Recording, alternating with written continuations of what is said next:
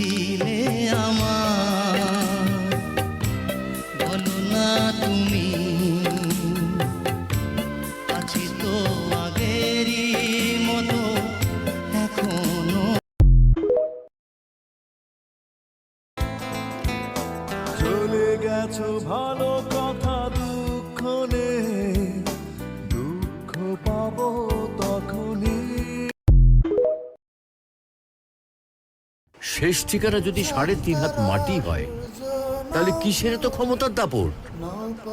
ভোর 5টায় মৃত্যু, সকাল 6টায় জানিয়ে দেওয়া হবে মাইকে, 8টায় শেষ গোসল করানো হবে, 9টায় তোমাকে নতুন কাপড়ে সাজানো হবে, জোহরের নামাজের পরে তোমার আলিশান বাড়ি থেকে বের করে নিয়ে যাওয়া হবে, 2টায় তোমার জানাজার নামাজ পড়ানো হবে, 2:30টায় তোমাকে কবরে নামিয়ে ফেলা হবে।